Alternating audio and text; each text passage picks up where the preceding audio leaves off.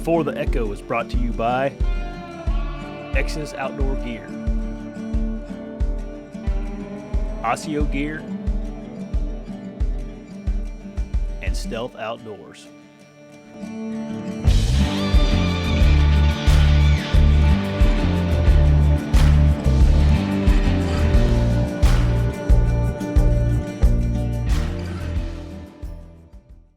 Hey everybody, welcome back to the show. What was this, Beau? The collaboration of East Meets West and Before the Echo podcast. Yeah. With guest Jake Belinda. Yeah, the outlier. We are hunting Ohio for muzzleloader season and staying at Johnny Stewart, which is too bad he's not here. I know. I wish Johnny was here. Yeah. But anyway, you had a interesting evening.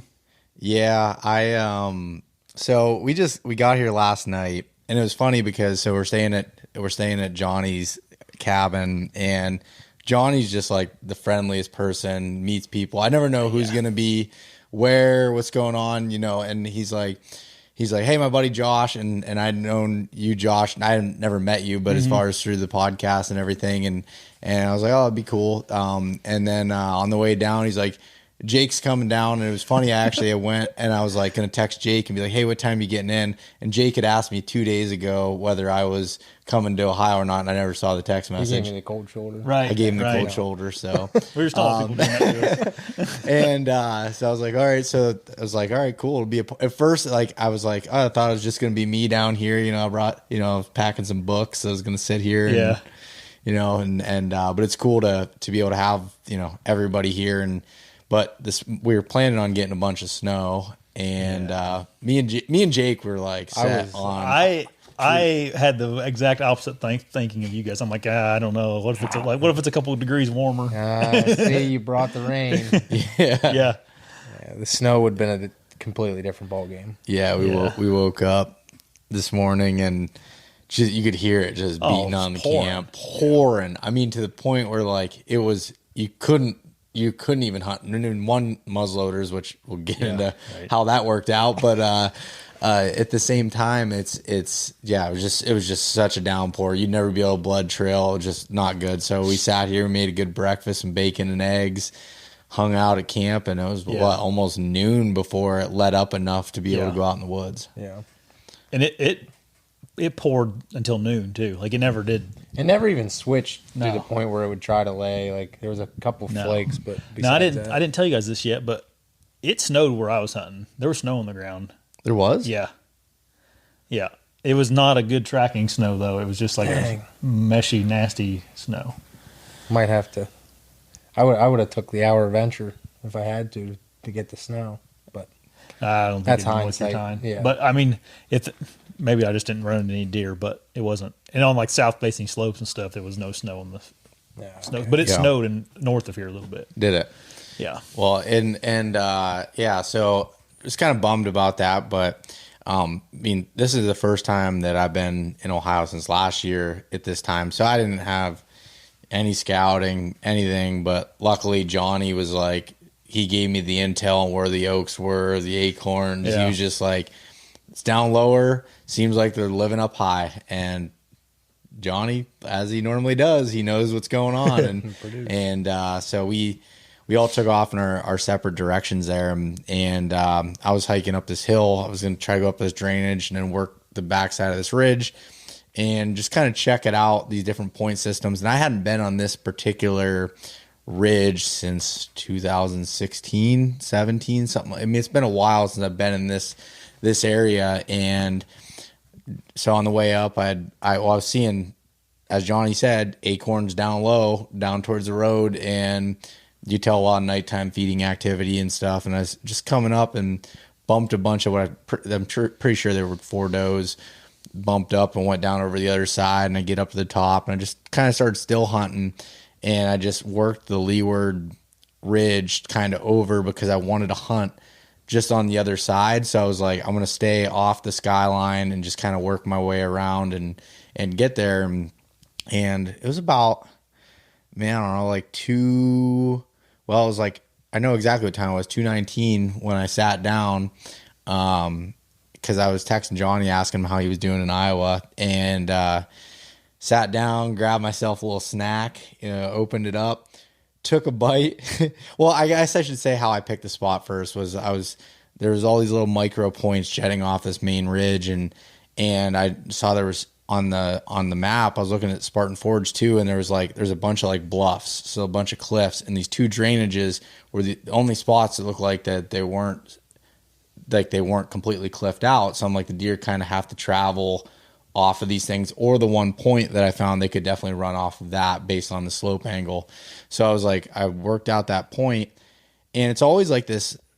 I don't know how you guys feel about it, but you always don't know of like how far is too far, and then how far back are you when you're out of the game. So, when you're hunting like the early and late season, like trying to predict where they're bedding at. And the way that this ridge was facing, if you would think of the wind, which it was northwest at that point, wouldn't have been the most ideal ridge for that, but we had a northeast wind earlier, and I was thinking, maybe that buck was, bedding out on this point based off of that, and maybe just shifted a little bit, and it could still be good with the northwest wind. So anyways, I started going out, and I started seeing a bunch of rubs popping up, and I'm like, okay, it's just like you get that gut feeling like you got to stop. Found a tree, sat down, opened my snack, took a bite, look up, and there's a nice buck walking right towards me at like 40 yards. And I'd said right before that, I need to stand at this spot because I couldn't see down over this little hump. But I sat down to have my snack, take a little break after hiking. And you're thinking it's 220, like I thought I had a couple hours before it was going to get good. Yeah. And there's this buck coming up. I pull up the muzzleloader, click. It runs past me about 15 yards or so, goes about 60 or 70. Pull back the hammer again. He stops, quartering away. Click, and I open up my muzzleloader, and the primer had been dinged, like it hit and everything. And I'm like, man, what the heck? And I'm new to muzzleloader hunting. Like I did it last year, and I didn't really know anything. Literally, I went out, got them sighted in, and was just like, I'm gonna go hunting. I've hunted with a flintlock before, and that was about it. And so I didn't know some of the tricks and things to make them operate. I mean, the thing shoots like a rifle, so I thought that's kind of how it was. And anyways, gun didn't go off, and I found out that you should not. And anyone that's listening to this muzzleloader hunts probably like, yeah, Beau, you're an idiot. But you don't load your gun in like a warm camp, so pouring the powder down the barrel, doing that, and loading it, and then going out in cold, wet environment, because your barrel will start to sweat and create moisture and dampen that powder so it won't ignite. And so I had to pull the breech plug out, which was easy to do as far as that, clean it out. I had a little patch from my bino harness, from my binos. I took that, shoved it in a barrel, and cleaned it all out, got her dry, put a primer in there, and cleaned it all out. But man, that really stung, because it's been kind of a long year, and I thought one was just walking into my lap, like, man, this is it. Give you one right on the plate. Yeah. And I will say too is like, I've had over the years, I started hunting Ohio it's been I guess it'd be 10 or 11 years ago probably. Now, and in the early years, and like over the last 5 or 6 years, I hadn't really come here much. Last year during muzzleloader season, but I haven't hunted the rut when I used to in 5 or 6 years. But before that, I had luck in Ohio. Every time I'd come here, it'd be the first day within a couple hours. I did that 3 different years, and that's always been my luck with Ohio. And I thought maybe I should be a resident, because that's just like my lucky state. Well, if today was not my lucky day. Almost. Yeah. So yeah, what about you guys? How did it go here on the first day? I went to an area I'm pretty familiar with, and like went as slow as I could through some known bedding areas, and there wasn't any deer in them. I mean, it just wasn't any deer. I found a lot of, like, it was a good scouting trip, because I found another spot that I kind of missed in previous scouting missions down here and stuff. But and then you mentioned, I didn't know Johnny said that about the deer were bedding up high, but you mentioned that someone told you the same thing. Yeah, the local landowner, So said the exact same thing. He's like, Yeah. go as high as you can. yeah, so I got on my Spartan Forge and I found a ridge that looked like has a lot of points on it and whatnot, and this is a spot I hadn't really been to yet on this chunk of the public. And as I was going up there, I cut some ground disturbance, thinking like I'm following a deer. I'm like, I'll just follow this deer and see where it goes to. Maybe I'm following it backwards. Who knows? Well, deer. I mean, I don't know about you, Beau, but I track deer a lot in the snow, and they typically go to other deer. Like deer will find other deer. Yeah. Very prominent. Yeah. So. Anyway, I was following these tracks. I go like 150 yards, and there's a coyote at 30 yards looking at me, like turned around looking at me. So it spooked off and went into the Clearcut, where I kind of suspected the deer to be bedding. And this Clearcut, a little drive on for you. Yeah, except for the wrong way. But the Clearcut, if you can imagine, it goes over two ridges. So like it comes, there's a ridge on the west side of the property, and it goes into the Clearcut. The Clearcut goes on the top of that ridge down into the hub, up, and then it goes back up onto the east ridge too. So I was just going up to the next ridge on top of that, on top of the ridge where the Clearcut was, and I got up there and there was deer sign, and there were some red oaks dropping up there that were still on the ground. Yeah, no, that's good. Yeah. So by this time, I walked a bunch like you did today. Yeah, I mean, I just covered ground. Yeah, because it was loud. I mean, all that snow was falling off those trees. Yeah. And I could have jumped deer. I'd never have known it. Yeah. Yeah, it was quiet walking, but you couldn't hear because everything was Yeah, falling. dripping. Yeah. But I sat there. I just did like you. I just sat against a tree. Yeah. Actually stood. I stood. Well, I initially sat down. I brought a little chair with me, and I got sat down. I'm like, gosh, man, I could. You brought a little chair with you? Yeah, I did.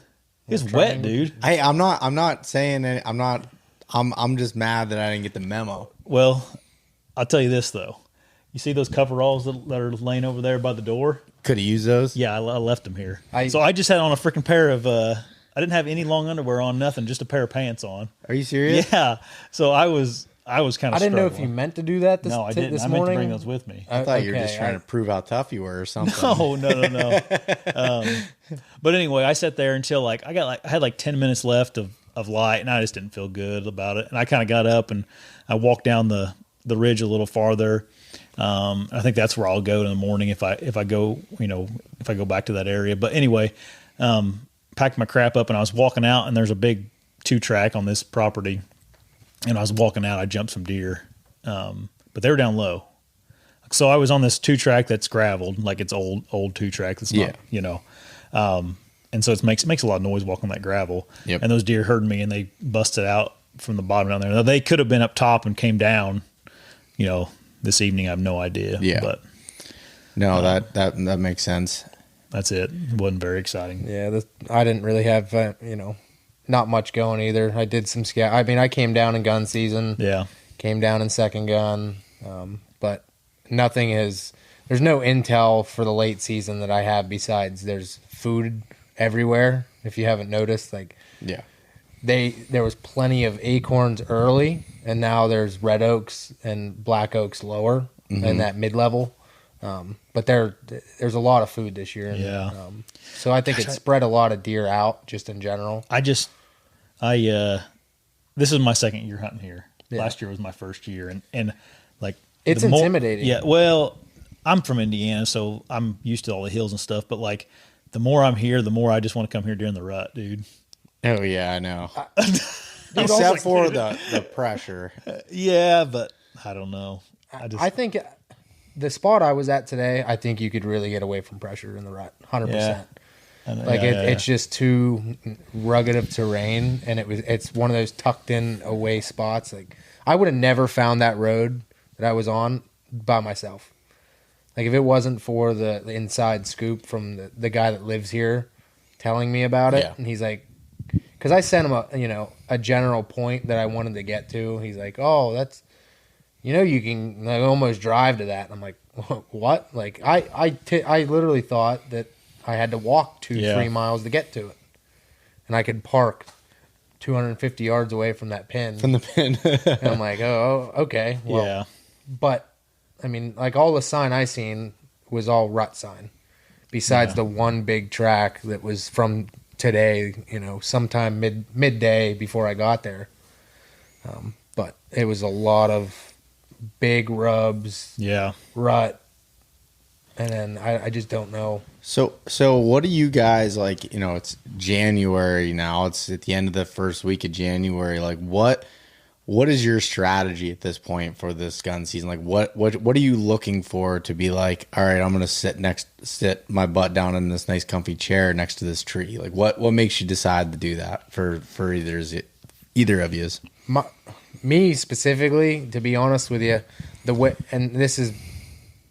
It's changed because of last year, the buck I shot last year. I think that deer are to the point now in this late January, this January time frame, that I think if you see a deer, they're not going to be so alert that they're going to be out in front of you 200 yards when you jump them. I think they're going to stop and look at you for a second. It's like early in be like right the first week of October. Yeah. Where they jump and then they stop. And I think it's the same now, where just like the buck that you shot at, he went out there at 70 yards. Tried to shoot at. But and then he stopped again. Yes. I think if that was the first gun season or the second gun season, they would have just been completely full bore out of your sight. Yeah, and I'm not. I mean, you guys brought it up, and it kind of makes sense. That buck might have heard me rustling a little bit in the leaves and sit down and was curious, and that's why at 2:30 in the afternoon he got they're up. A herd animal, and this time of year they herd up. Even bucks tend to get back into bachelor groups, so that they want to be around other deer for safety and numbers, so to speak. But I think that you can get away with being a little quicker when you're walking in the woods this time of year, and not being so methodical. Me personally, that's why I covered as much ground as I did today, because if I do see something, I think I'm going to have a little bit more time to see it, judge it, not going to just peel off the side of the mountain. Yeah, so basically what you're saying is, like, if you bumped him at like 50 yards, he might run another 40, stop and turn, and gives you a chance to get a rest and lean and shoot and whatever. Yeah, because I mean, deer, they get bumped by other stuff, coyotes, like you've seen, other things that they do that all the time. They just don't going to take the chance when it's high pressure gun season. I was worried today. It's funny you said that, because I was consciously worried that I was being too quiet today. Like, I'm like, I don't know if they'll freaking get up right now with me. Like, it's like, because I'm pretty good at still hunting, and I was going through, I'm like, there's no way these deer can hear me. Yeah. And I, like, if they don't see me and I sneak through here. Yeah. I'm like, I don't know. I don't know if I should be louder or not. That's honestly, I'm glad you guys are bringing that up, because like I felt like I wasn't getting. I mean, obviously it worked out, that situation, but I wasn't getting anywhere. If I were to be still hunting the whole day, I just had this thing in my mind. I was just going. I feel like I was going too slow. Yeah. And I felt like because I also don't know the area. I wasn't sure exactly where the deer were going to be at, and it was so open. Yeah. That I was just like kind of concerned for it. But both of your comments on that makes a whole lot of sense. One, you are trying to get them to, because like spotting a bedded deer is super difficult. Yes. Even when if it is know where they're open. Even bedding. Yeah. Like it's because there's Yeah, they lay low. I mean, yeah. But there's been a lot of times in the wood, and I use the terms when I'm walking and scouting, and other times of the year, that how many times are you just walking nonchalant and you actually walk up on deer? And they were watching you walking. Yeah. And you just caught them as you're walking, and now stop. Yeah. And they don't move until and they don't move until you move again. Yeah. So that's where certain times of year I change my speeds. Yeah. And this time of year, that's why I upticked it, and it's simply the fact, like last year, that buck I shot, he's seen me. He was looking directly at me before I seen him, but he was curious. He had that just like look of like, what are you? Yeah, like what are you doing here? Like, what are you? By that point, it was too late. The gun was up. It was on him, and it was game over. But I feel like right after like the rut, they're really on edge because they've been hunted. Gun season, first gun, they're really they know what's going on. they're more completely alert. Well, now it's like they're more docile. Their demeanor's down. They're just trying to survive, be with other deer, and But what I was looking for, Beau, kind of answer your question, was like I was still hunting my way in, and I was trying to find something that they were feeding on in there. And I know the property well enough to where I know like where a lot of the bedding areas are, but I was, and I never did find that until I got up on top. And there was some red oaks up there. There's a bunch of greenbrier up there too. And that was the best deer sign I'd seen. Yeah. And did you notice, so there was, at least what I noticed here where the spot that I was hunting was, there was a lot of the acorns up top either had the little wormholes in them. Yeah. So the deer weren't eating them, or they were already, what's it called? Germinated. Like they were already growing the sprouts. Those were a lot. So I don't know the specific term, like name of those oaks. It's a chestnut oak family. Okay. That you're seeing because they are loaded everywhere. Yeah. And they were germinated back in the first gun season in December, like the first week of December. Johnny mentioned that they won't touch them. They weren't touching them then. So that's I noticed that up higher, it seemed like, and I didn't pay attention to what it was. So tough because where I was at and was such a mixture of different oaks. You looked on the ground, you could see white oak, you could see red oak, you could see chestnut, you could see black oak. It was just like everything was there. And dude, like this was not a good spot still. Like it was just it was like 4:30. I'm like, I need to freaking sit down for the last half hour or so, So it wasn't like, it was just, there was more deer sign up there than I'd seen so far. So I was the same way. I got to a point, I almost went back to the truck. I was like, I'll get to the truck by dark. Mm-hmm. And I was like, you know what? I'm going to go out another 500 yards to the end of the clear cut and check it out. Yeah. That's where I found like most of the deer sign. Yeah. Was like that point where you want to stop. I pushed a little, I second guessed myself. I actually walked like 20 yards towards the truck, stopped, turned around, went. Yeah. I was like, I'm going to do it. I got enough time. That's why I got up like 10 minutes before dark, because I was like, I'm like, I want to go down the ridge a little farther because I want to see what was over there.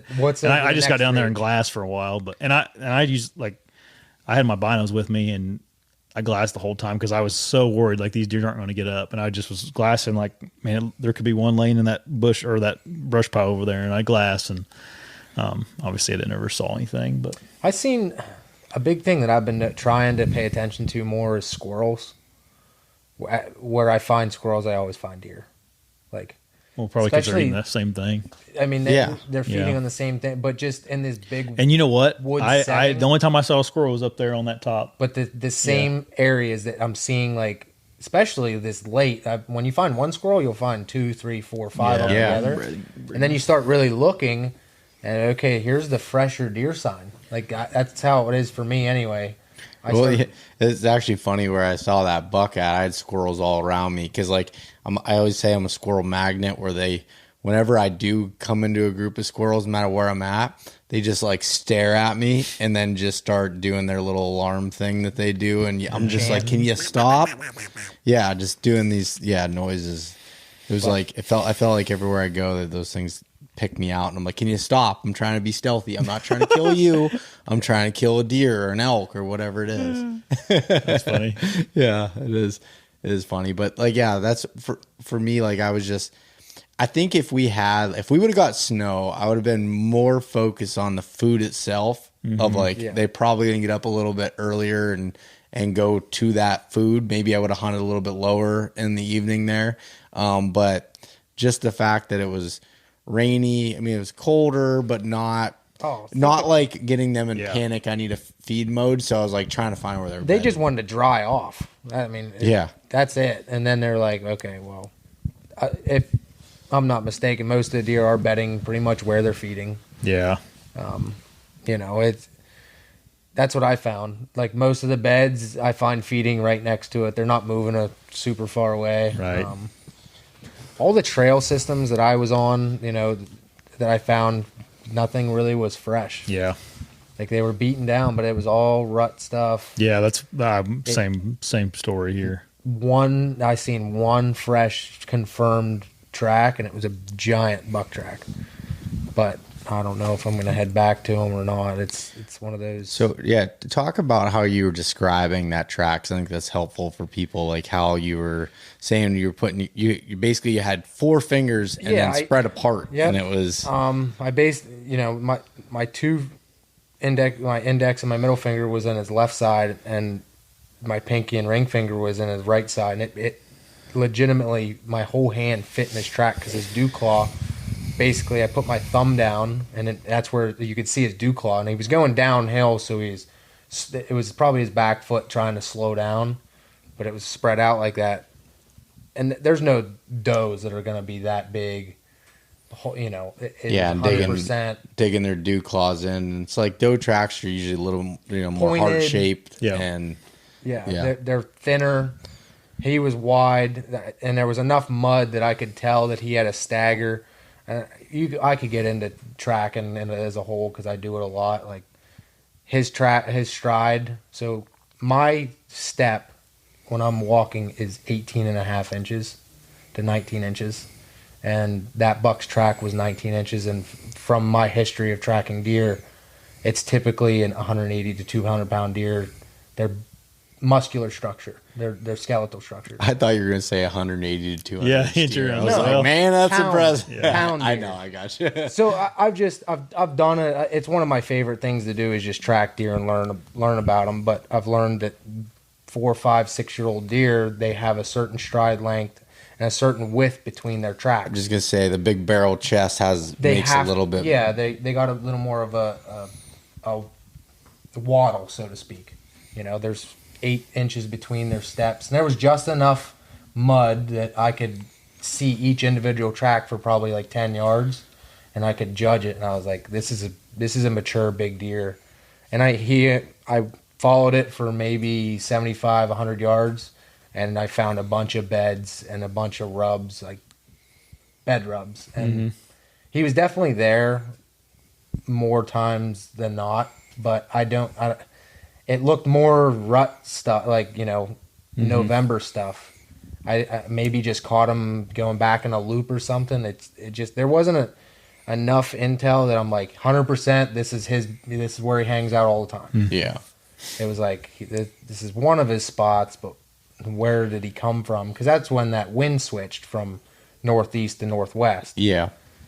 So he could have jumped, and it was right over a saddle. So I think that he was on the other side and then switched sides, basically onto the other side of the hill. So that's just putting what I gathered in that short period of time. Yeah, I mean, all this stuff is just like, I guess the way I've looked at it is like, if you make it make sense, like if it feels like it makes sense, you don't overthink it. It's just like trust your gut of like, and I think Johnny's one of those people that does that incredibly well, because like he'll tell some stories on something and I'm like having trouble following what he's saying, but that's what he's seeing, and normally he's right. And there's situations I'll get into like that where it's like, would I think like a deer would normally, even do this or go off of this side of the hill or do whatever? And it's like, but that's what these things are telling me. So why there's no like, like you can look at, I was actually thinking about this as I was walking down tonight, and it was just getting dark, and I was coming off this hill, and I saw this trail on a super steep, like, side hill. And it was just like, man, that's normally not a place I would have thought like deer to be traveling based off of how steep it was. I thought that maybe be at the bottom or coming up this ditch or doing whatever. And it's like, there's rules of thumb, but there's no absolutes in deer or deer hunting. Yeah. Sometimes deer just want to go point A, point B. They don't care. Yeah, basically. exactly. Yeah. And there's no rhyme or reason, and that's fine. That's why it makes it so fun, and why can be endless podcasts. Yeah, right. But you're right about like Johnny. He's very sure of himself. He's like, that deer's doing this, and he's just like convinced of it. Yeah, that confidence. Yeah, helps in that's what I meant. In his turn, which is rubbed off on me a little bit. Hunting is like, okay, he's confident in the intel that he's looking at with his eyes, and then he's like, it's that deer's right here somewhere. Mm-hmm. So he stays there and then ends up seeing it, or a buck in that area. where I get too into my own brain sometimes. Yeah. Oh yeah. Oh, like just like I just said, they had well, his beds are there, but maybe he's not there. There's multiples that it's 20 yards away from where I found the only fresh big buck track that is probably his, and I'm just overthinking it. Yeah. Yeah. No, man, Johnny, I can't say enough good things about him. Like me spending time in the woods with him, and I know Jake, you've got to spend some time over the last couple of years. Like, I'm a sponge. Like I just shut up and let him talk and like listen and see how he views the woods. I remember summer scouting with him. I hate summer scouting, and like and just going out and watching how he's even doing things. Like I went to an area he was trying to find this buck in this area, and we go in and he goes through this spot and he's like, that buck, he's coming through here and he's walking through and he's gonna hit that scrape, and I'm like, you gotta do his voice when you do it. You do a real good Johnny Stewart. Like, gotta go through. There's that buck. He's coming through, and he's coming through there. But like, the way he visualized it has changed the way I look at things. I've learned so much from him, and his woodsmanship skills are like second to none. Johnny, me and him talk about he tracks a lot in the snow too. Just for fun. Yeah, and that's where I've kind of like. I took it from my dad, and then with hunting with Johnny a lot and stuff. Tracking a deer, a buck specifically, you just learn like why does a buck walking like you wouldn't and all the other deer went to the easy way. The buck did this meander around something, and why was that? Was it his headgear? Was it just their attitude? However they do different things. Yeah. And that's where Johnny, 100%. I think, has tracked so many in his life that he just thinks like a buck specifically all the time when he's walking through the woods, and he can visualize. And I've even thought about it like in Pennsylvania when in rifle season when we'll do deer drives, we'll get 2-3 people pushing, a couple people sitting, and we're going through, and you watch how bucks escape. And you can learn so much about how a deer escapes. And my brother was actually talking about this. His in-law family, they'll start from the beginning of opening day of gun season doing deer drives, and they've learned like such a strategy to deer drives and what these bucks will do. And they'll push the tops that are these clear cuts, and they'll run down, hit some of these ditches, and they'll try to circle back up and come back around, get back to their safe spot, and just learning how they move. And every terrain's a little bit different, but once you learn some of that stuff, it's all just pieces of the puzzle to understanding. And then it's repetition. Repeat the like habitat. 100%, man. It's so cool, man. I learned so much about deer every single day I'm out, and every single year it's just like learn more and more, and it still doesn't make it any easier. Yeah, I know. Sometimes you scratch your head. Last year was the first one I can say that it was just pure like that was how it's supposed to happen. Yeah, like you know what I mean, just textbook, everything working out. You still walk around the woods and feel like you don't know what the heck you're doing. Oh yeah, it's like. 100%. I feel like that's been the year for me of just like feeling like your best laid plans are just that until it's not, and then it's just like, okay, what, I'm like, well, I think they're bedding here sometimes, but maybe not, and like you just go through these scenarios, and it's just kind of wild. Yeah, I was walking that top.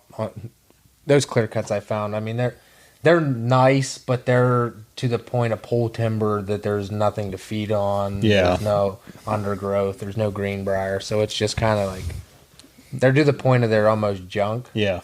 Besides there's some thermal thicker cover getting out of the wind. That's pretty much it. Well, the one thing I'll say though about pole stands is, in Pennsylvania specifically, pole stand clear cuts that are like 20 years old type deals, for some reason I find big bucks living in there. And that's not this one. This is exactly how. And the reason why I think is because like if you look into one, you can't. I mean, it would be hard to pick out a deer laying in there. Mm-hmm. But if they're laying in his bed looking out, they have a clear view. Yeah. Like they can. It's thick, but it's not. So if I had to describe exactly how that buck's bed was, he was 20 to 30 yards inside of the cut. Typically, how that laid out was it was on the west slope, so the wind would be in his face, looking back into the open woods. Yeah, on the old logging road, because his track went down, but the way his beds were shaped was directly, like you're saying, inside of a cut. Yeah, with a bunch of deadfall, he would blend in. There was no way you would be able to see him.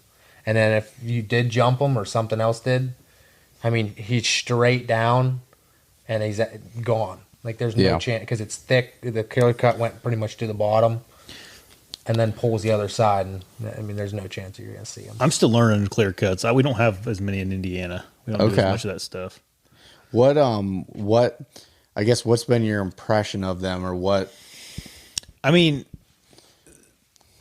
the property that I've been hunting here has a couple of good ones. Like, and I don't know how old they are. Like, I don't know anything about Clearcuts. I'm just guessing. But are the ankle-sized trees? Maybe slightly smaller. Probably 5 to 8 years. Okay. I was going to say the exact same thing. Yep. Yeah. And it I mean, that can depend on a lot of stuff. Of trees. The type of trees. Like, what'd you say? Pole cut? Pole stand. So, like, pole stand to me is something that's like softball or bigger. Like, honestly, I mean, I'm doing this on the video version, but it's just kind of like, I don't even know what that diameter is. Right. 8-inch tree. 8-inch diameter. Yeah, this Clearcut's not there yet then. Yeah, and it typically is enough to choke out some of the undergrowth. So like the younger Clearcuts that are thinner will have, briars mixed in, and like, because it's got enough sunlight that you have a lot of that vegetation underneath that's coming up. And like those ones that you're talking about are good for food. Yeah, there's food in them and cover. Some of my favorite. That was my favorite. So like the deer may just be inside there, and they don't have to leave. 100%. Yeah. But the stuff that I was in, they were more the 12 to 20, somewhere in there. Yeah, no, where there was nothing to feed on because these were straight cuts to the point of no seed trees. Yeah, so there's no feed inside. The way they do a lot of cuts now are like select cuts versus a total clear cut. Total clear cut, they're cutting like all the trees out. Where the select cuts are like they're leaving these seed trees to be able to, seed the next generation of forest. Yeah, and to be able to do it. But the way they used to is they just cut everything because they just want, they wanted to get the timber out of it. And I think that's what these were. They were old, 20-year-old. They must have came and done this property not that long ago because there is another Clearcut that is, I mean, the deer's not going to live there. It's like they open. Yeah. Is there tops? Yeah, I mean, I shouldn't say they're not going to live there, but it's like freshly cut. But is it why I'm asking that is because if it's fresh tops, you should be hunting there. Yeah. But it depends. No. It was there. It was cut last year like that too. Okay. So not fresh. Okay. And if it was just this year, fresh tops, late season. No. It's not. I don't know about your area, but fresh tops in the late season is. That's good to know. That's real estate. I always, when I have a bunch of logger buddies, and it's like they always say like in January when they're cutting, as soon as the skidders are shut off, there's deer already in there feeding on the tops because it's like they can't browse up that high, during normal time frames. But that like 1 year old is a tough time frame because it doesn't really get the undergrowth starting yet. It's just kind of a barren open wasteland. 1 to 3 or 4 years is like I don't even bother with it really. Okay. Just because there's no cover, there's not really any food. Yeah. So one of the Clearcuts, they probably did it, maybe 4 or 5 years ago, and then I think the other one maybe it was just a couple years ago. Yeah. Then. So like the one that you were talking about, like say if there's one, I'm just gonna like paint a picture of this Clearcut. So a Clearcut that's like, say in that, even 4 to 8 year old, 5 to 8 year old range. It's got some briars coming up. It's got some new growth, some saplings coming up and stuff. And those ones, if you don't have acorns, those can be a great late season food source. They'll nip on those briars and it could be a really good spot, especially if it like butts up against like some sort of conifers or like I'm losing my train of thought right now. Thermal cover. That's exactly right. And like to have that like in places that I hunt in Pennsylvania that are big woods that don't have oaks, it's like that's a focal point for that. And I find sheds in those types of places, it just seems like in the wintertime and early season, both that they focus in those types of places. They'll run through them in the rut too. I mean, they'll use them all year, but it's kind of like they're not going to hang out there all the time. It's more like you said, early season for sure, late season for sure. So like the stuff that you hunt in your home state in Indiana and stuff, like, is it more just like mature forest type stuff? Yep. Okay. Mm-hmm. So like, is it mostly like open woods, or do you have some like thick cover of some sort? I would say, if I describe it to you, I'd say mostly open. We do have a lot of greenbrier though. Okay. Which is nice. Yeah. And not nice if you have to walk through. Yeah, sure, but it's something for the deer to. Yeah. Can't be quiet in that stuff, by the way. It's like this area, but there's more ag in the bottoms. We have way more ag than here. Yeah. So they can transition and use the mountainsides, the public, and then go to the ag country and vice versa. Yeah. Okay. Yeah. Yeah, and I know there's quite a few places in Ohio that are like that too. Here's how I would describe it. If you would take these mountains and put them in Indiana, and then instead of having these rundown houses on all the draws, you put a nice farm there where the farmers, cut out the fields. That's exactly what it is. Okay, gotcha. So, that makes sense. A lot of the fields around here are just overgrown. Well, and it's like weeds. When I first got here, I'm like, oh, look at this hub.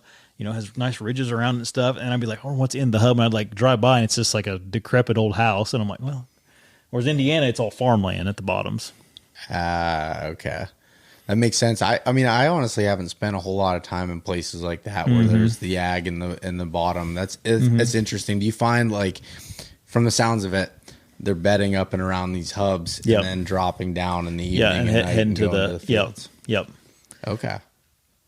Well, at least you have that's kind of nice from like, there's a destination, like, the route. It's just like what point that they're going to do it. We do have like the mature forest, tons of oak sometimes to where they don't make it. They don't. So you were saying, because you're not familiar with a lot of clear cuts, so they must not cut at all in that. I know in all of Indiana, and there's more than this, but I know one spot where I've seen them clear cut something. Really? Yeah, that's it. I don't know if it's you'd have to research it. It's probably some regulation. The regulations. They do a lot of burning. Okay. A lot of burning. Okay. I mean, that's good for the undergrowth. Yeah. Young stuff. But dude, yeah. I mean, the ag is an advantage, but not having clear cuts is a disadvantage. Yeah. Clear cuts are. They do bring in a lot of pressure, probably because of people like us that talk about them. But like, it's been like that since I was a kid. Like clear cuts always have brought in. They know like that's where deer go to. They hold deer just in general at any time of the year for whatever those deer specifically are looking for. Sometimes they're using a clear cut for bedding. Yeah. Sometimes they're using it for food. Sometimes they're using it for to get out of the wind, depending if it's a windstorm. Yep. Or both, or everything. Yeah. Or everything from above. But yeah, and I think the spot I'm thinking of in Indiana that's clear cut, I think the state just bought it not that long ago, and I think it was when I got into it, it was like the first couple of years the state bought it. And I think they had actually clear cut. The previous owner probably did it, so I'm not even sure if it was a state done. So. But that's kind of why I focused on the area I did today. I was like, because I haven't found many down here. Yeah. Like cuts specifically. And when I was like, okay, there's a cut on public I can get to. There's got to be deer there. There's not as many. I mean, we're in low deer numbers in areas. You're not going to see a bunch here. But next to it, on the big private piece, you can tell was TSI'd which is timber stand improvement. Yeah. And you can see that it's intermixed. There's some thicker cuts. and- There's yeah. some more. There's some feeding cover. There's just a couple things. But besides that, like, what's the game plan for tomorrow? Like, to be honest with you, I didn't check the wind. That was one. Yeah, I took mistake. so I got some service and I took a screenshot with the freaking hourly tomorrow just so I would have At it. Alcasa Stewart, no internet. Yeah, no cell service. Yeah, we gotta get Johnny's letting us stay here. We gotta get him to start paying for some internet and stuff for us too. That'd be nice, Johnny. So if you're listening, Yeah. we need something. Some kind of booster. Get a hold of your Uncle Elon and let's get some Starlink here, and let's get rolling with it. No, I mean honestly, I'm between two different things. I'm between going to the same area that I was at tonight. Even I mean, so like typically if I bump a buck by sight, I'll go right back there. If I bump them by wind, I'm kind of like, I'm not too confident that he's gonna be back in that area. He may have gotten both because he went downwind, at that point. So that's kind of where. But he never. I mean, he bound off and stuff, but he wasn't like what Jake was talking about earlier. He was more curious than anything. He stopped multiple times and just then kind of went down over the ridge. And the food's there. Yep. It's like maybe just not in that exact spot, but I'd found after that happened, I went up and there's like a little saddle there, and I can actually look back, and I think I could see probably about where he was bedding at, and be within 150 yards of that point. So I thought about doing that and seeing maybe if he ends up circling down around the point and he's feeding down low and coming up to bed and coming up that draw and circling back into his bed, maybe I could get a shot, or go into just a different ridge system and kind of starting from scratch. That's but the wind is, from what I saw, is kind of like a west-southwest kind of, just westerly. Westerly wind. Yes. Yep. Yeah, that lays out good for most of the spots that I V-scouted, because that's pretty much typical winds is from the west. So when I'm scouting in our northeastern part of the country, it's always west winds. So I'm like, that's how I always try to get my access points, just because I like to walk into the wind. Except for a couple years ago, during the rut, we had like easterly winds for the whole time. Remember, southeast. Yeah, and it was like, I remember me and my cousin Mason were talking back and forth, and we're like, how many setups do you have planned for southeast winds? I'm like, honestly, I don't know if I have any. And he's like, same here. And it was like going in at daylight, trying to pick a tree in these areas, and just like, it was. That's a nightmare. Yeah. So I've learned a little bit from that to still like find some easterly stuff. But like you said, for the majority of it, it's a westerly. But I think after I want to find somewhere to kind of maybe post up for a little bit, and then mid-morning hike and just peeling over, looking into bowls in these spots. That's what I've been doing, and that's kind of my thought process. Is one, when you bump a deer, you're probably going to get a shot opportunity because they're a little more calm. But two, I'm using this time to really try to find some areas for next year. Yeah. Well, and what I really like about the spot specifically I was hunting is there's so many little sub ridges, and they're so close together that they're really, some of them are only 100 yards from side to side. So like you kick a deer off, as long as he doesn't run straight off over the point, he runs around that other side, you got a shot opportunity on that other side hill. Yeah. And that's awesome. Like last year when we were hunting here, it was super dry, hot, the leaves crunchy. I literally felt like every deer 2 miles away was hearing me coming, and that I just felt like I had no chance. Where being wet like this, it's quiet enough, even though there's a blanket of oak leaves on the ground, it's still quiet enough with that you can sneak enough, but maybe create just enough noise to get them, moving a little bit. And that's the other thought process I have too, is I'm going to hunt for the whole 4 days. I don't know if it's going to be wet by the time Monday, Tuesday rolls around, and you're not going to be able to walk and cover as much ground. Yeah. What's the temperature going to do? Because if it gets wet and then freezes, that's going to suck too. That's what I was afraid of tomorrow morning. It's supposed to be the same tomorrow as it was today. Like, but at least when I was looking at it, it said the temperature is going to be like right around freezing, but the real feel is going to be like 25, 26. The wind is supposed to kick up. Josh, what's your kind of plan for tomorrow? Well, so when I was walking back, I was walking around that Clearcut, and off to my west, two deer jumped out of this. They're down in this low area, this hub. Went down the hub.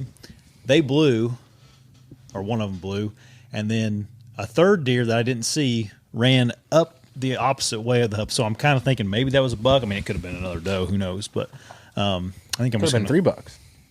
Sure, could have been. You never The know. blow was an awfully sound like a doe to me, but It is Feminine it is blow. 2023 They- though. 2024. 2024. Yeah. Sorry, they yeah.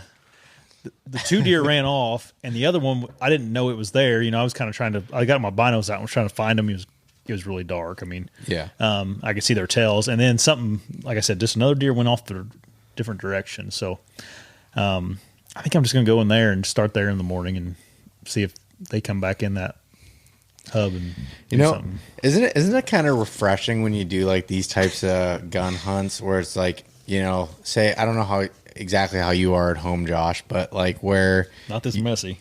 no, but as far as like deer hunting, where like you know you run cameras or do whatever, and it's like you're like focused on an area or trying to figure out a buck. When you come to a spot and you just freelance it and just kind of go, man, I love that. I know, and It's like relaxing. It is. Like And you I wonder- could tell the way you were describing everything and your demeanor. You like just hunting when you were going to go out. Yeah. You're like, I'm just going to go out here past camp, Yeah. yep. out for a stroll, and look Out how for a it, and that's how it happens. Why do we put so much pressure on ourselves using all this crap and doing all this extra stuff? I mean, don't get me wrong. There's definitely an element of fun to that. Yeah. And that but it's like, it's hard to explain. Like even if I explain it to myself, it doesn't make sense. But like, there is an element of like fun of trying to figure out a deer and running cameras. Yep. I love getting pictures. I do too. I enjoy show cameras. I love watching videos, watching bucks' demeanors, some of them being a little shy, some being, you know, but there's like, I've realized for myself, I need this mixture, like, of like the adventure style of just going and like seeing what's over the next ridge and just like going and not having any idea. Like today, it was like that example of it should have worked out textbook. A buck bedded on a point. I see the rubs leading to it. Get there, set up close to the bed, works his way out of the bed, and comes right. I mean, like, it's like there's no, you know, I wasn't going off of, you know, I know Johnny had run and Jake had run some cameras in the area and stuff before, but really, other than seeing a few pictures, it wasn't like I was looking at timestamps and figuring out like when it was just like in general, like, oh, there's a couple bucks that's been over there, And yeah, it's just fun and like, and I think it depends on everyone's personality and what that is. But like, if you're not having fun with like the trail camera stuff and everything, do that. You know, do that this style and just like have fun with it. I don't know about you guys too, but I guarantee 90% of the deer I've killed has been just me doing exactly what you were talking about. Yeah. Well, Like very rarely do I kill one because I've gotten trail cam history of it or something, you know? Yeah. No, I hear you. oh, and that's mean- the thing for me anyway. When I was driving down here, I'm like, well, it's pretty much this is my last hurrah of the year. Yeah. So I kind of like just Yeah. like shrug off all the stresses you had from earlier in the year. If you had a good year, if you had a bad year, if you know whatever it may be, just it's I gotta wait another whole year after this one's over, pretty much for me anyway. Yeah. Yeah. And because like at this point, there's like a week left of the Pennsylvania season or whatever, and I haven't killed a buck there yet, and it's like that. You know, that has stressed me out. Like just because like that's my home state. I feel like put the most work in. Like I'm trying so hard to do that, but there was a point, I think really when rifle season ended for me in Pennsylvania where I've come to the point where I've accepted it. Yeah. And like late season I knew it was low odds, but I was like, I'm gonna try. It's not like I'm giving up. I'm gonna try, but like I've come to the point where it's like, okay, sometimes things don't go exactly as planned, and like coming to this hunt was like, man, this like normally if it was November the 2nd or something, and we would have had this torrential downpour, I'd be kind of like, scratched, kind of like stressed out of like, man, I wish I need to be in a tree. This is precious time, Yeah. Where this morning I was like, enjoying some coffee with you guys. I say I had a blast out. this morning. We talked business, what we did all morning. Yeah, we did. Yeah, it's helpful for me because you guys have been in this for a long time. I haven't, so I loved it. Like if you'd have told me yesterday that we were going to do that this morning, like that'd been worth it to drive over here just to hang out and talk about it, dude, it's fun, and like letting that be a part of it in the deer camp atmosphere. It's the mindset that you're going into the hunt. Yeah, it's 100%. My dad taught me that at a young age. Like if you have a bad attitude going into the day or the hunt, because I've hunted with different people, buddies. Most of them are buddies. Like, oh, why are we hunting here? I'm like, you have a bad attitude. Like, you're not going to see anything. Like, it's not going to. The hunt's now not going to work out for. I believe in like the quote unquote deer gods. Yeah.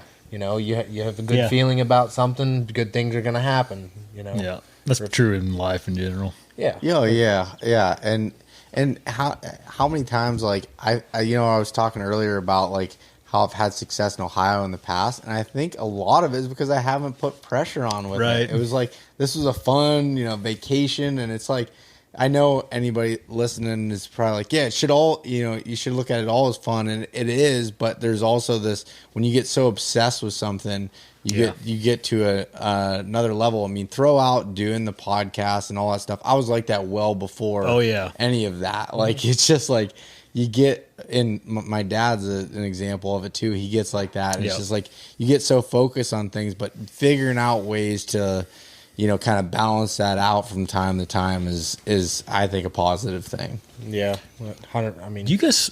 Sorry, go ahead, Jake. Well, you guys smell estrus, doe and estrus right now? I did smell that. I smelled that when Rosie was over here. I wonder if she got into something back there in that room. It's probably just Johnny's seat here. Johnny smells like that a little bit. He wears it all the time. Smell her real quick. Does she smell like that? His clone. A little bit. Oh, great. You smell There's like someone back in there. Someone has one up on a shelf. I don't know how she would got to it though. Anyway. Sorry, I had to bring that up. I smelled it a little bit too. Yeah, I was thought like, maybe it was just like the holiday spirit. I was like, are one of you guys trying to lure a buck in here? Sorry about that. That's funny. Yeah, I sprayed myself. New toothpaste I've been trying. Oh man, that is funny. Tomorrow, here's a quick tip. If you can have the chance, like I did, I got fortunate and I didn't meet him yet. The landowner and the farmer that farms a lot of the country around here, super open, transparent. He's super open and transparent. Gave me some just quick tips. He's like, hey, rotational crop year. Most of the stuff last year was corn, but it's all soybean, and it's down to dirt. There's no ag. Like what was here last year that was ag it's rotational. Yeah. So that's another reason why they're up really high. And that's why he told me, he's like, we pushed out our properties that last year they all killed bucks. He's like, we didn't see a deer. So they're not down on our place. So he's like, go high. And interesting. Why that was just a confirmation with what I scouted already, on the drive down, and why it confirmed where I went today. Yeah. No, that makes sense. And I mean, being able to meet people locally when you're traveling like that, that's so helpful, especially, if they're willing to be that way, and if you're willing to be, it's got to be kind of a give and take relationship. And like, I feel I'm pretty secretive on a lot of things, and I think you kind of have to be. You have to be. It's just you don't want to ever blow up spots or do anything. But like you meet good people. Like I meet somebody in the woods that's hunting the same area I am total, and if they're respectful and everything, like I'm open to being transparent with them about what's going on, where I'm gonna be at, and them doing the same so we don't screw each other up, and maybe able to help each other in that way, and just trying to be I had that happen this year. 100 like that. My number one that I was hunting, a guy randomly that follows me, that's local, whatever. He lost his property, his permission piece. He went on a random piece of public, and it just happened to be exactly where that big buck was at. And he had his trail camera there and a cell camera, and he goes, and he sent it to me. He goes, I completely didn't mean to do that, but he's like, is this the buck you're hunting? Because he's seen my truck and put 2 and 2 together, but he's like, I didn't mean to do that, man. And I was like, dude, it's fine. Yeah. And he left. He's like, I'm going to leave my camera there. I'm going to go hunt somewhere else. I don't want to bother you. You probably have more history with it, blah, blah, blah. And he ended up shooting a buck the very next day, and I helped him drag it out. Nice. That's awesome. Like, yeah. And that's how it worked out, and it was good karma. Yeah, great and karma. And I went and drug it out, took a nice picture of it for him. He was stoked, because he was a typical 9-to-5 worker that only had off work, and it was just, he let me go after the one I wanted to go after, and he was rewarded the very next day with a buck of his own. Yep, that's awesome. And it goes to show, just be kind. Yeah, what goes around. You don't know what it could turn into. Yeah, yeah, 100%. And it's, I mean, the thing, with public land and even private land, like whatever relationship that is, whether it's with a landowner or it's with the neighbors or if it's with other people you run into hunting, trying to be as respectful as you possibly can and not touching other people's stuff. And it's terrible you have to say that, but yeah, you do. It's crazy. What's ruining hunting faster than just that is we're losing ground in terms of industrial, developments. That people are losing permission pieces where they used to hunt faster this time than any time prior. Mm-hmm. And that's what's making a lot of people go to public. And then if they get a bad taste in their mouth right off the first time that they might try something, it's going to make them a sour taste in their mouth the rest, the time that they hunt. Yeah. So it's, I try to treat people, fairly off the rip, because I always use, like, what if it's a little kid's trail camera that he hung out with his grandfather? Yeah. And somebody, vandalized it, and he goes out there to check it with his pop. Yeah. And he's like, oh, what happened to my camera? Right. That could happen. Oh, yeah. Yeah, for sure. I'm going to start writing on all my trail cameras, Little Jimmy. I used to put my name and number on it. I don't know why I did that, like 4 or 5 years ago.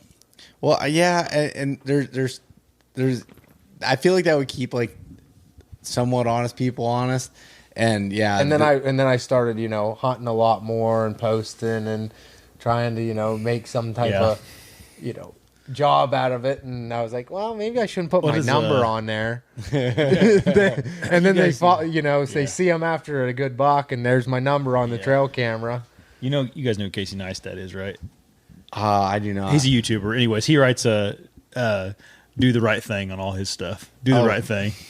I'm like, I should put that on my trail cameras. Do the right thing. I'm gonna start numbering mine like 274, 312, random numbers. Yeah. I thought about putting like fake antennas on all of them. It'd be like a spot that has no cell service, and it's like, again, Johnny's Uncle Elon. He's helping me out here. You guys just don't know about this technology yet. That's funny. That's that's a topic right there in and of itself that nobody's really harped on. What's that? Cell cams that might be able to be satellite. That's a big possibility coming in the near future. Mm-hmm. Because all they need is wired signal, and if they can get onto the what is it, Starlink, right? Yeah, Starlink. If the cell cam can send to the Starlink, I mean, you can get service in pretty much anywhere. I hope that doesn't happen, but I think you're probably right. In the next 2-3 years, I bet you it'll happen. They might be outrageously expensive, but that's not going to stop certain people from buying them. Yeah, and then another 5 to 7 years, they'll be on sale for $25 at Walmart. Right, you go to Walmart and find them.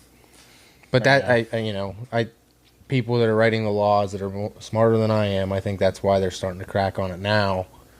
The live links and things like that. Yeah. There's been a lot of states this year with the cell cameras. Kind of that topic is getting popped up in a lot of states. Yeah. Yeah, most definitely. Yeah. I'm just fortunate where I hunt 80 to 90% of it, no cell coverage whatsoever. Yeah, so same here. It's like, well, the old traditional camera, I love going back, about a month later. Oh, look at all the sign and look at the bucks that were here. And, well, the last picture was 2 weeks ago. They're long gone. Yeah. Well, yeah. I think it was Johnny that was saying something. He says new strategy is going to be just looking for areas that don't have cell coverage. Yeah. Scout and cell coverage maps. I've done that already. Yeah. I'm like, well, I know that like this area that we're at, a lot of it don't have cell coverage. In the bottoms and stuff. Most of it doesn't. Anything off the tops of the hill, nothing. Yeah. No, that's exactly right. It's interesting, but we'll see. It'll be interesting to see how all that shakes out in the coming years. Time will tell. I'll let smarter people, make those decisions. Yeah, make those decisions. I'll just follow the rules. Yeah. And step in line when I see fit. Yeah, no, most definitely. What was I had something else that I was to bring up about it. I guess we didn't really get into it because it's kind of weird since it's a collaboration podcast. But Josh, I do want to, for my audience, maybe some of your audience that wasn't around from the beginning, a little bit of background and like your hunting and like kind of your style and a little bit there. And I know it's odd kind of putting it towards the middle to the end of the podcast, but like a little bit of what you have going on there. Yeah, I mean, I've been hunting since I killed my first deer when I was 9 years old, and I haven't stopped hunting since. And you're like, you talked about earlier, you were talking about the pressure of, and you've always felt that pressure of always wanting to shoot a deer, every year. And dude, I remember I killed a deer when I was 9 and 10 bucks. And I swear, like, I felt that pressure back when I was that age.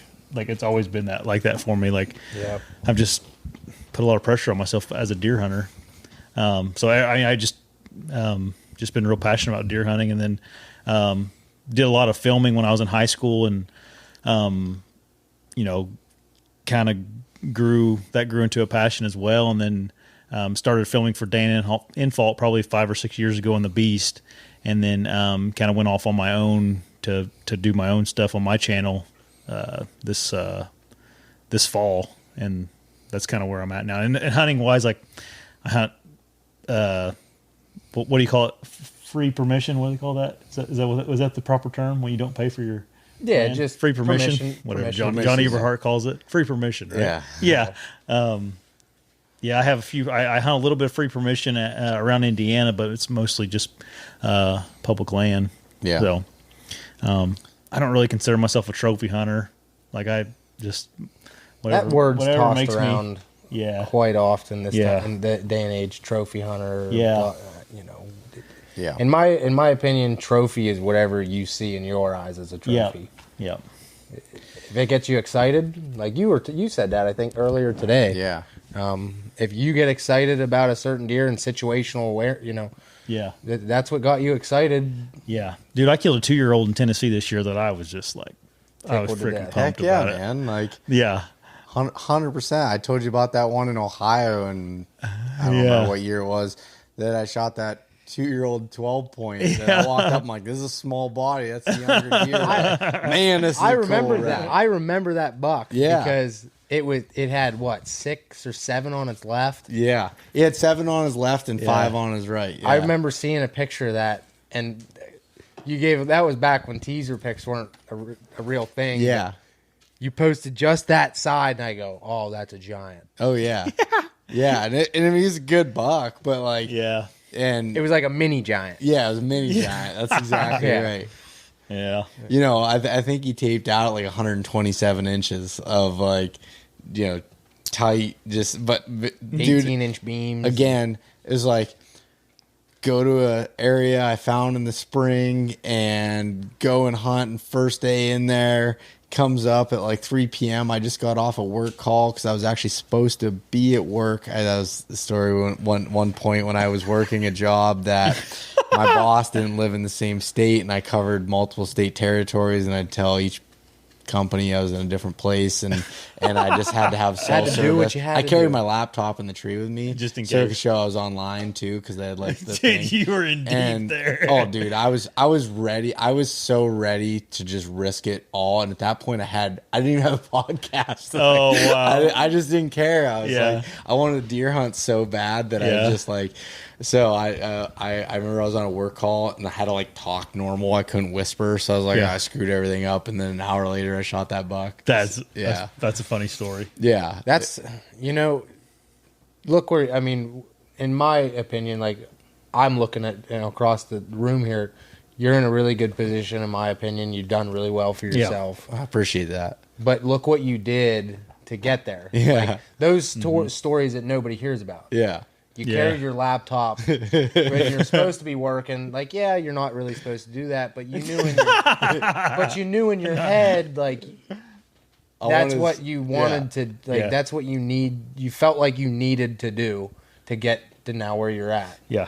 Yeah, And- the light switched for me in like 2015, and I had no plan how I was going to get there, but I was like, I need to figure out how to run my own business, doing something that I like, and it's just like, I was like, I'm going to figure out a way to get there, and I didn't have a plan. It was just like, I'll figure it out as I go, and I didn't even think the podcast was going to be it at the beginning. It just, it was just, I did the exact. it's just having that in my mind. But I also knew that, like, I knew at that job that I was at that time that really the expectations were kind of low, apparently, because like I knew what needed to be done and I would get it done. It would just be maybe different hours and some different times of things to be able to do it. And I did the minimum to get by at a point where it's still considered a good level, if that makes any sense. Yeah. And like I don't know. I had that in my mind. I also remember a time I was elk shed hunting with my dad, and I didn't have my laptop, and I got a call from my boss, and he needed me to pull some files from my computer, which was like, I don't know, 2 hours away. It was like a 35-minute walk and probably just as much of a drive, and I was like, or longer of a drive, and I was like, oh crap. And I was like, I remember like, Dad, I gotta go, like we gotta get up. And going back, and I'm like, oh, sorry for the delay, I couldn't find the file. It's like I kept my stuff pretty organized, so I knew exactly where it was, and it was pretty funny. But looking back on it, it is kind of comical to think about that. My just a quick little tidbit I have a similar situation. I knew I wanted to try and make something hunting, fishing, outdoor related a job of some sort. So I literally worked all summer long, and any high paying construction job, something out of town, out of state, whatever it may be, make as much money as humanly possible. And September 1st came, I would quit. Yeah. Because I knew you're replaceable. Like, it's not going to be a career. Yeah. I showed up to work every day, sick, never complained. Just straight up, I knew in my head, I was like, I need to make a bunch of money to put it away because I want to do something. And I basically was investing into myself. That's where I bought my first camera and worked my way up. But I had that in my head. Like, I had to do whatever it took. And I just worked until September 1st. Yeah. And I literally would. You should probably tell everybody what you do now, Jake, because my audience won't know. Yeah, so I mean, I'm kind of a double-edged sword. So I mean, I do my own stuff, but I also contract myself out. I own a media company, so I work with multiple companies doing different terms of media. So digital platforms, anything digital, pretty much. Video production. The only thing I will try and really push is like just the editing part of somebody. Like, I don't want to take on editing projects. You don't want my self-filming stuff sent to you. Yeah, And you trying to put it's it just together.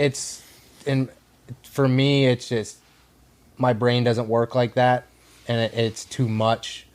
Yeah. To do that. So I like the more professional, I'll contract myself out for a couple hunts for somebody else's stuff, get that all done. Like I do it all the whole time in the spring, and then the fall is more just my stuff, and then intermix stuff, whatever's needed.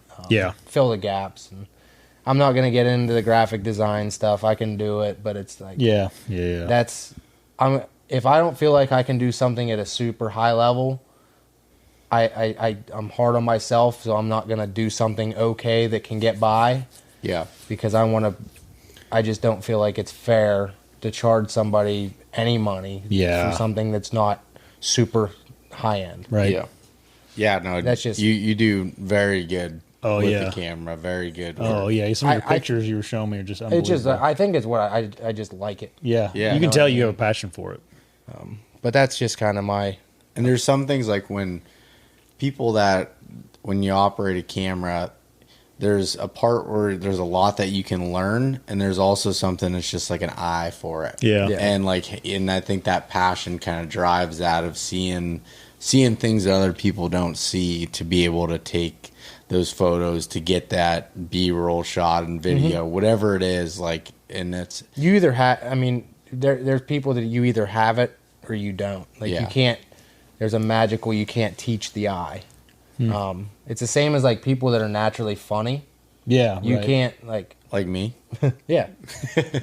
But you know what I mean? Like comedians are naturally funny. That's why they're a comedian. Right. You can't just teach yourself to be funny. Right. But it's a personality trait, and for my work line that I'm trying to do anyway and continue to do, I have the eye, and it's just now it's the repetition. Just over and over, repeat it over and over and over. But for Beau's audience, for me, I do what Beau does, but it's called Before the Echo. Essentially. Exactly. We do the same thing. What did you do before? Yeah, so I still have a consulting business in the ag industry. I worked in the ag industry. Okay. It's real nerdy for I dealt with mycotoxins and grains, so it's a mold thing that. Okay. Yeah, so you're smart, is what you're saying. Well, no. It's just it's an ag thing. Control mycotoxins in feed mills. I was essentially a feed mill. My previous job, my title was I was a feed mill specialist, and I did that for a company where I would go and do help them with mycotoxin problems all over the world. So yeah, I've been international traveler, huh? Yeah, I've been to probably 27 different countries doing it. No, that's crazy. It was crazy, and that's why I had to do something different. It was too much. Yeah. But well, and I'm sure it's nice now, raising a family. And doing that to be able to work from home. So and obviously, there's travel involved with this. Yeah, my timeline was me and my wife had our first son in 2019 in October. I was off work after he was born for pretty much the rest of the year. Then COVID hit. And then I didn't have to travel again with COVID. I didn't have to travel anymore. And before I'd be in China for 3 weeks, gone, not getting home quickly, gone. Other side of the world, different time. Yeah. Or I'd be in the Philippines or just wherever. Wow. But then COVID hit.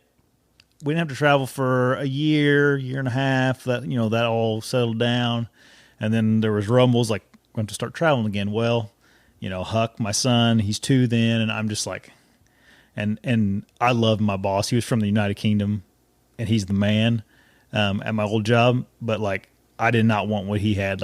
He'd be gone, 30 weeks of the year, and he had 2 sons. I'm like, hey, man, how do you do that? And he couldn't really tell me, Yeah. And I didn't want that. So I had to do something different, and I was already filming with Dan and doing that, and me and him he was like, well, let me help you start your YouTube channel, which I already had started it. It was just small. And he helped me grow it, and then this year we kind of decided to just let me do my own thing. So yeah, no, that's awesome, man. Yep. I can imagine that kind of travel would just be exhausting. Yeah, it's probably kind of fun whenever I started, and I was 27, it was cool. I'm like, man, I was in Peru, and then I go up to Canada, and then China, and Philippines, and Indonesia, and everywhere. I think the cuisine, the food and stuff, I think is what I would some like. of them, yeah. Some of them. Yeah. Like eating chicken feet off of a plate in China is not real fun. Yeah. But it's keep that. But yeah. But that was it. I just I don't know. I still I still do consulting work for them, so I just don't have to travel. It's just stuff that I can do from home. And that's perfect. Yeah. Seems like it's working out pretty good. Yeah. Well, let's now listen. give her another year. If I have any advice for anybody that's listening, if you want to hunt a lot and you want to make some good money, construction, owning it, yeah. not yeah the hunting industry. Yeah, we were talking about that last night. Like everybody that is in the industry, it seems like they have some other type of business. Like I think the juries, we're talking about the juries, I'm pretty sure they own their own construction company. Yeah. A lot of them are farmers, like Don and Candy Kiski. I think they were big farmers. Oh yeah. And just you hear more and more people like that in and the real estate, selling land and doing like that's that blew up. No one told me any of that stuff. I was like, I'm gonna be a podcaster. And, But Beau, you've been doing it for a long time now. 6 years is a long time. Yeah, no, it's crazy. A lot of words. Like I still haven't ran. Like I feel like the number one question I get asked is like, you gonna run out of like guests or topics? And I'm like, I always have like things lined up, and like I'm always excited about it. And when that stops, and do something maybe different. I'll hang it up and try to learn some sort of skill because I don't really have many others. So yeah, but you're business savvy and tech savvy to the point where just talking with you, I mean, more and more, you'll be fine. Where you're going into different avenues. Yeah. Hopefully your future employer doesn't hear your conversation about working. Yeah, no, I'm in hunting season. I'm fully dedicated to you, Mr. Employer. Oh man, yeah. No, but in all honesty though, like one thing I will say too about like my previous work, I will say that you can get even if you say you wanted to start your own business, you can learn a lot from no matter where you're working at, whether you're a bartender, whether you're bagging groceries, or whether you're working for corporate America. Attention to detail. You can I learned stuff about like public speaking from the standpoint that I did a lot of safety and environmental training. I had to stand in front of people, help me with the podcast stuff, and having to manage people. I got to the point where I was a manager at a place and I had people working underneath me. So like now when I hire people to do consulting work or doing stuff, you learn how to manage people and that was kind of something that like my boss that I had at my last job, which was one that wasn't the one that I did all the crazy stuff with. Yeah. Like this one I was at one place and I had to be very focused on it. I had a higher level job but he knew, like he saw the stuff I was doing on the side with East Meets West and knew that like at some point I was going to be exiting, and he gave me so much good advice about like what, learning from what I was doing at that place and everything. And I've learned that everything it's all perspective and what you see and making the best of the situation that you have, because it can be translated to something else. Even if it's something completely different, you can pull something from it that can help you. And it's, I just said about, goofing off and taking my computer in the tree, but there's also a point of like putting your all into, even if it's something that you don't like, and learning from that. But there's also the standpoint of you have to take risk if you want to do something different, to like, that's risky of like, I remember I went to ATA show and I didn't have vacation for it, but I just did it anyways and hoped no one was gonna, find out. And like those types of things, you got to bet on yourself with too. So it's like this kind of like fine line of playing with it and having in your head that you're okay with if it doesn't work out. That's if you talk to like millionaires that started any company, like HVAC or what. Just small business owners that turned into big business. Yeah. They'll all tell you the same similar stories, that they took risks at certain points that had to, they felt like they had to do. Yeah. And then they landed and continued on the cycle. But And they do all have the same story. Like it seems like it's like they struggled for most of their life too. And then something. And then all of a sudden it worked. It's because they didn't quit, you know. Yeah, and okay, so even like translating back to deer hunting, when you surround yourself around good people to be able to do it, you know, being here with you guys, learning from your style of hunting, like I learned so much from doing that and being around Johnny and all these things. And it's like, but you know, the next question is like, well, how do you do that? I don't know anybody. Well, you got to be somebody. You got to have value that you can add to somebody else too. And in that front, whether it's just being a good person and being a good friend, or, you know, learning a skill that can translate, like it's a two-way street and everything. And so like, it's just like going on hunts and everything. When I first started going out west on hunts, when it was I remember my first backpacking hunt trip with my brother and my cousin. I would have never wanted to hunt with me again if I was them. Like from the standpoint, I was like, I got into some tough situations. You know, I was like, wasn't probably in the shape I needed to be in to be doing that. And I'd be like, you know, getting bitchy essentially. And, you know, with my brother too. So obviously I'm going to yell at him. But like, I was just not somebody you wanted to be around. And like, I luckily they were like, they stood by me through it still, but I probably would have kicked, you know, myself out the door. But I recognize that's like, I need to be a better hunting partner to other people and have a positive attitude and be somebody that people want to be around. It's funny that you said that, because I can think back on one of my first trips out west, exact same thing. Like I think it was multiple things, putting pressure on yourself and putting yourself in uncomfortable situations. Yeah, outside of your element. And I was the same way. I was short-tempered, snappy. Yep. And it just, I wouldn't have wanted to hang out with me either in the woods. Yep. And I'm like, from there on out, and, you know, I'm just like, coach yourself a little bit. Like, try to be a little bit better. Yeah. You know, when you're around people, when you are around more like-minded individuals, you feed off each other's energy, and it turns into a better experience in general, and you have fun. And when you're having fun, usually good things happen. Yeah. Be willing to learn, and be willing to, you know, learn from people that are, you know, better than you and whatever it is. There's always somebody. There's always somebody better. I had, it wasn't that long ago. It was like within the last month. I had a bad attitude about some things, the podcast space, for example.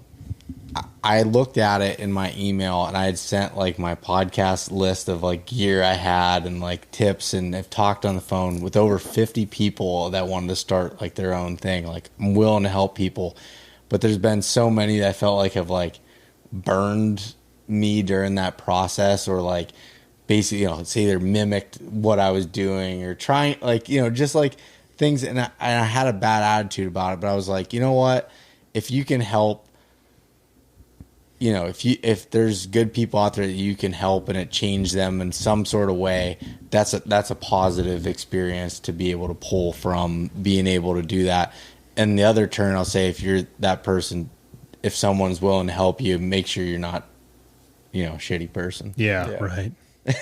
And no, you know, whether it's deer hunting, you know, someone shows you a spot, you don't go to that spot. That meme that just went around. It just went everywhere. I'm like, that's been common sense to me for a long time, but people thought it's funny that it's happened to me. High school friends show them a spot, and before you know it, I haven't hunted it in 10 years because it got burned by him and all his other buddies that he's worked with now. Yep. That's why I'm pretty standoffish to the point. I'm quiet about certain spots because it's, you know, you have to be to an extent. Yeah.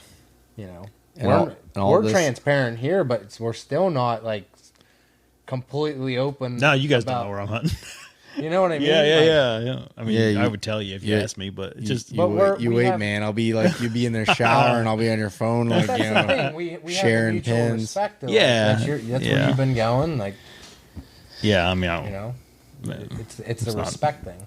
Yeah, and saying all this, it's like, I'm 100% no saint in this learning process, and as you're going through, and just like, I don't know, just trying to learn from every situation, and everybody takes things differently, and what you think is right and what's wrong, and just trying to be better with it. And that's just kind of the approach that I've taken. And man, I truly do enjoy like the deer camp atmosphere, being around other people that, you know, I love being around people that have different strategies and thinking about things. Like I just like want to know, like, you know, you were just talking about, like, both of you guys were talking about, you know, walking faster through the woods, and I was like walking like a snail going through the woods today. And I'm like, well, that makes a whole lot of sense. Like, you know, you jump them at this time of year, they're a little bit more relaxed, and like, you know, and I'll never forget an analogy, and I may get it wrong, that Johnny had back in the day about like deer, what they're doing in the summer versus when hunting season comes in,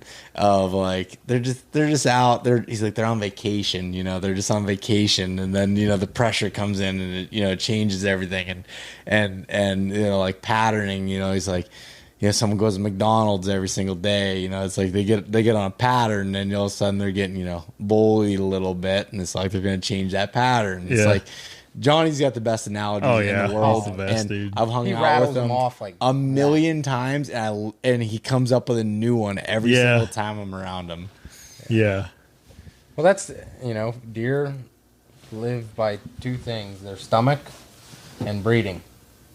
Buck specifically. Yeah. But I guess I'd just say, just to kind of wrap this up for me, is just like, enjoy this deer camp. Enjoyed getting to, you know, Jake, I met you years ago, but really last year is when I got to know you and get to hang out with you, and Josh, getting to meet you here, and, you know, following along with the stuff that you're doing. Think it's really cool, super authentic type of stuff, and getting to know you guys and hang out, hunt, and hopefully tomorrow, I mean, I'm saying probably about 100% we'll have some bucks down tomorrow. So that'd be, even without the snow, I mean, we didn't want that snow anyways, honestly. Yeah, I guess. What year did you start podcasting? 2018. Okay.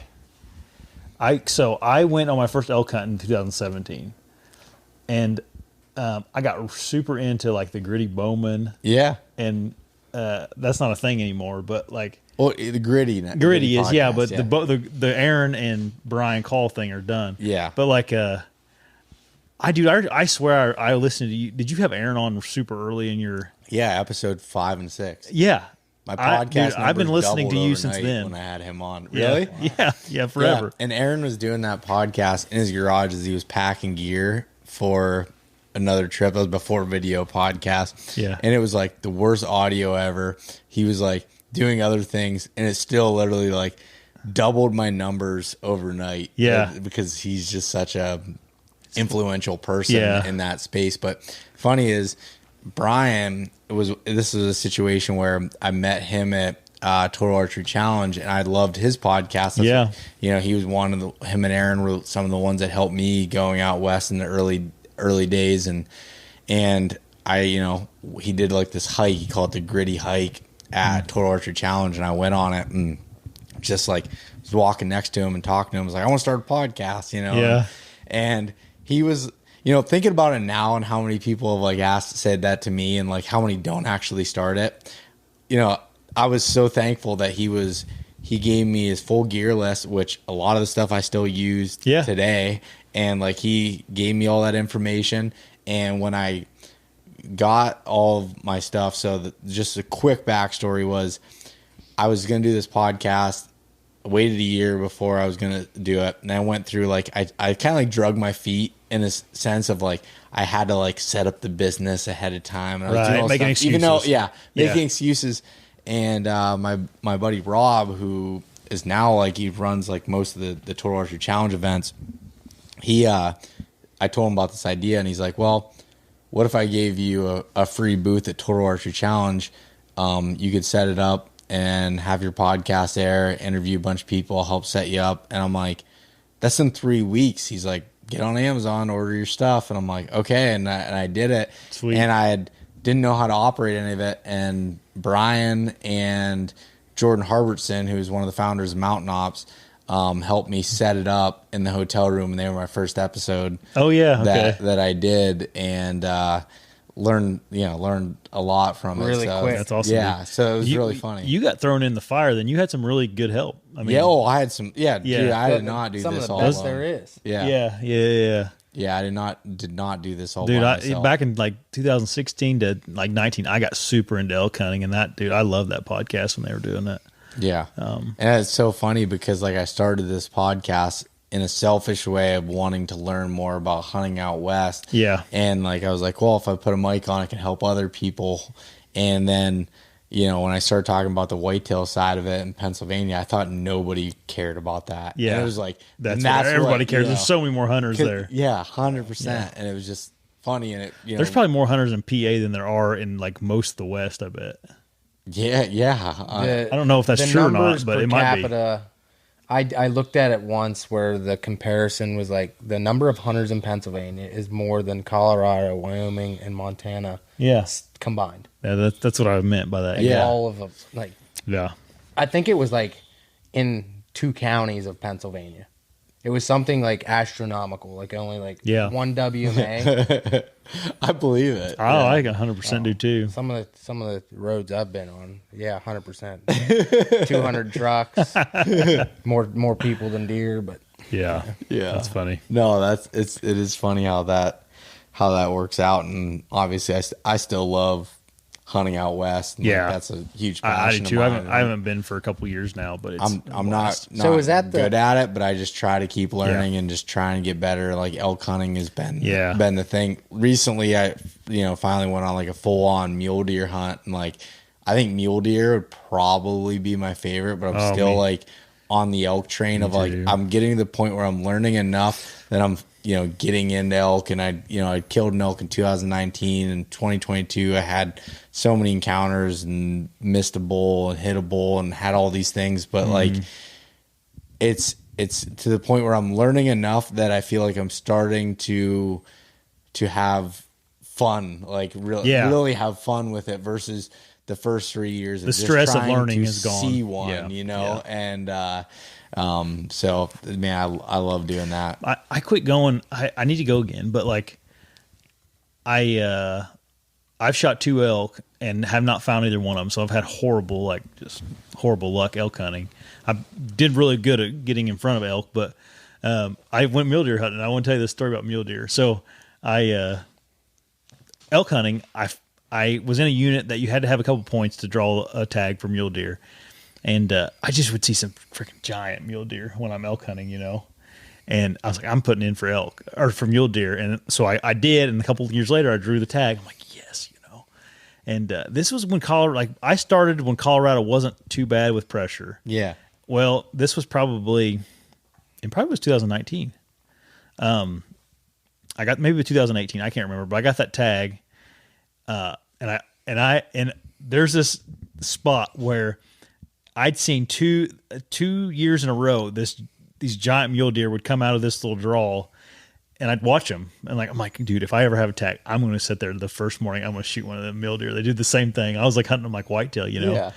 And ambush style. Yeah, I was using a longbow back then, and I get down there and I'm freaking sitting there and I'm like, I'm ready. I'm like, he's coming out. They do it every year. They're going to come out right here. And I look over to the left. I hear someone go like that. And I look over and there's 6 Amish men like down the way to me. And they're like as happy as can be to see me. Yeah. And and the guy's like doing this, waving me over. And so I'm like, gosh, like never seen anybody here before. Yeah. And I go over and it's 6 brothers. They bear hunting? No, they were elk hunting. And they each shot like 3 elk, and it was a mess. And they were just like, they're like, oh, hey, you come and stay with. I was by myself. Yeah. And they're like, you can come stay with us in our camp. I'm like, nah, I'm okay. And they're like, yeah, you can come set with me if you want. We can hunt together. I'm like, they were super nice, but I was just like, what are the freaking odds that there's 6 Amish men up here? Right like, where you wanted to be. They're from Ohio. Yeah. They came further than me. I'm like, how'd you guys get here? Like, oh, they had a van take him out there. Like, yeah, and those guys are killers too, man. Yeah, they'll work their butts I off. don't know how. They were, mesmerized by that longbow. They're like, you have that? You're going to shoot something with that? I'm like, yeah. And they just couldn't believe it. And I'm like, I figured you guys would be like. I don't know how many times out west I've run into people that are like really close to where I live. Yeah. Like I'm 1,600 miles away across the country, and where are you from?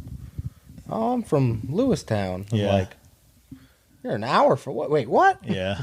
You're on the same ridge as me, 1,600 miles away, but you live right by me. We were in me. Alaska. My hunting partner Ethan ran into another group. They were from Pennsylvania hunting moose. Okay, so hunting moose with the same transporter that was flying us in the airport that lived 2 houses down. Yeah. This isn't a hunting story, so I probably shouldn't. It was just so wild. It happens all the time. I swear. Like the past 3 years out west, that's happened to me. Yeah. And listening to it, it's crazy. Yeah. I was in Peru one time, in not like South America, Peru. Yeah. And we were at a cattle thing, and there was a guy there, and there's people from the U.S. There was like a convention or whatever, and we were sitting there talking, and I didn't know this guy from Adam. And he's like, "Oh, where are you from?" And I'm like, "I'm from Indiana." And he was from Arizona. And he's like, "I bought some cattle in Indiana one time." I'm like, "Oh, yeah?" I'm like, okay. He's like, "Yeah, Brownstown, which is the tiny town I live in. Like, I live in a little dinky town." And I'm like, "That's where I live at." He goes, "Yeah, Vestige. Vestige is my neighbor. Like, they have a cattle farm next to him." He goes, "Yeah, Vestige Farms." I'm like, "Yeah, that's my neighbor." And we were in freaking Peru. Oh my God. And he had bought cattle from my neighbor. That's insane. That's wild. It's weird how that stuff like that happens. I one time, so the company where I used to do all the crazy stuff with carrying my computer in the tree, after I left there and I went to the job that I took super serious, I was in Mexico, and I was at a hotel, and I ran into my old boss. No way. At the hotel bar, and we sat down and had a drink together and talked, and that company was looking at buying a company in the same city in Mexico, and I was just like, man, what are the odds? Yeah.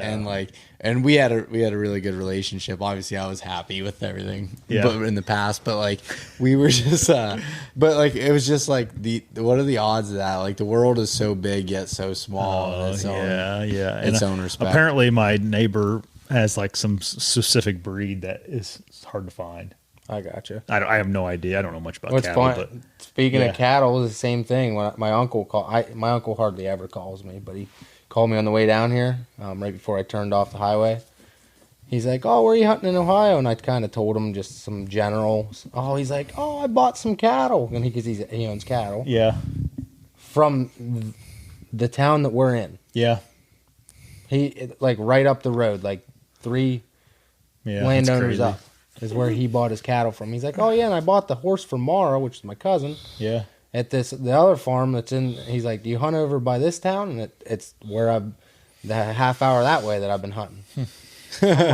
He's like, "Yeah, that's the only place I've ever been in Ohio." It's funny. It's right here. That is so crazy. The world is like you said, crazy, small. man, small. It is. But, oh man. Well, what do you think, guys? You want to wrap her up? Want to wrap her up? Let's go around. Jake, where can people find your stuff and everything that you're doing? Follow along. You can find The Void Hunt on YouTube and Instagram, and then my personal stuff is on there as well. I kind of just tag multiple businesses, kind of like you do. Yep. All underneath the same stuff. So that's pretty much the main 2 avenues of that. Yeah, awesome. You got a lot of stuff that you need to get. Yeah, a lot of stuff is. A lot of my personal stuff is going to be pumped out in 2024. So we're holding you to it. Gotta give him a free booth. Gotta give him a free booth somewhere. Yeah. Oh, yeah. You can hold me to that one by April. I'm going to have 5, 6, 7 good episodes out. Awesome, dude. I'm looking forward to it. So. Yeah, and you can find Before the Echo mostly on YouTube. I'm pretty active on Instagram, but I put out a video every day on Instagram or on Facebook. So, on YouTube. YouTube, I was say Facebook. Yeah, sorry. What are you doing over there? Yeah, man? MySpace. I'm on MySpace. No, YouTube Before the Echo. So I put a lot of stuff on there. Yeah, check it out. Good stuff. And Josh, super authentic, and thanks, I've enjoyed checking out your stuff, and especially here recently, even before I knew you were coming down here, I've been checking out your stuff, and really, really good stuff. So thanks. Yeah. And I guess for Josh's audience, my stuff, East Meets West Hunt. The podcast is kind of the main deal. Find that. The YouTube is under just my name, Beau Martonik. Instagram, either Beau Martonik, East Meets West Hunt, and then eastmeetswesthunt.com. Sign up for the email newsletter to get more information. Right. Yeah, I should mention my my podcast. YouTube is my main thing, but I also have a pretty, like on Spotify and Apple, anywhere you can get your podcast. I'll be on there too. Nope, you had your chance, man. You're done. Yeah, sorry, cut that out.